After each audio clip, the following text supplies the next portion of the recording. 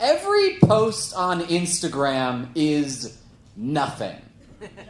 Like, I can feel the wrinkles disappearing from my brain.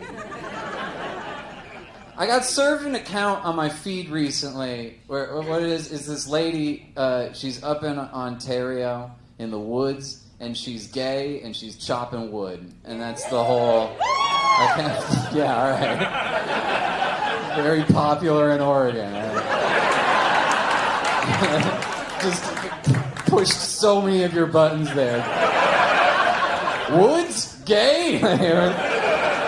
Just doing the Vince McMahon reaction meme to every word in that sentence.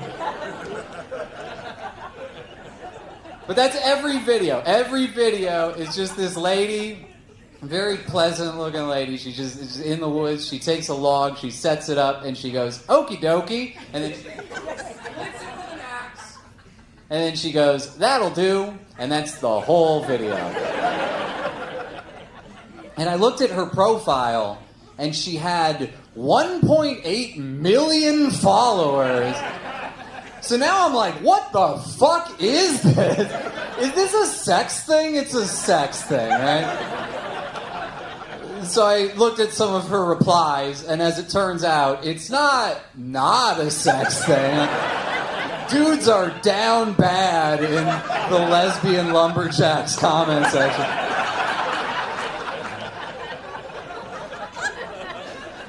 All these guys in there like, oh, I've never wished I was a gay woman before. And it's like, all right, man, you can be a gay woman and a sad loser. You know, I think you're falling short in other areas.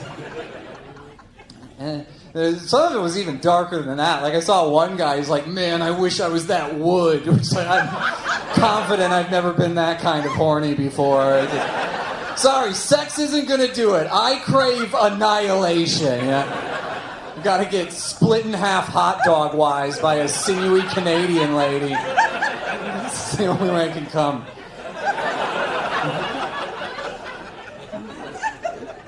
But there's normal people in there too. There are a bunch of people in the comments like, this made my day, which is kind of sad, but fine, I guess.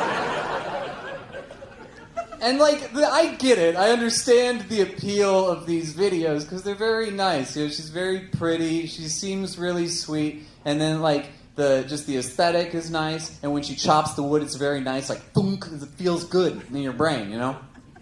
I think that watching one of those videos is a perfectly good way to spend 45 seconds.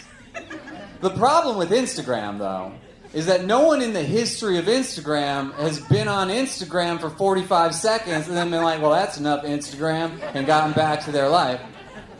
So the experience of being on that website is like, I'll see one of these videos, and I'm like, look at that, she's chopping wood, you know?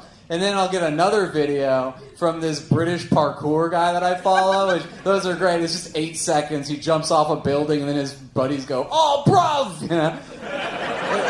And then there'll be another video from this account called Marble Track that I follow, which is, I think it's in Korea, but what they've done is they've set up a big, like, downhill obstacle course, and they'll bring the solids from a pool table up to the top and just let them go. And they're like, which one do you think is going to win? And I always root for the green one. And then I'll see a video that's like from another comedian that I know doing stand-up, and I will like it without watching it because we got to support each other.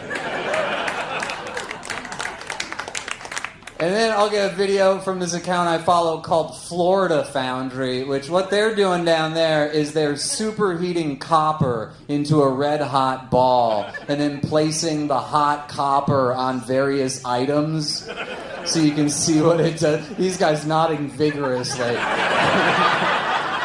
So they'll put it on like an apple, and it just sort of makes the peel sizzle, and it's sort of disappointing. And then they put it on a block of ice, and it melts really fast. It makes a crazy noise, and I'm like, oh. And then the sun goes down, and I am 1 day older.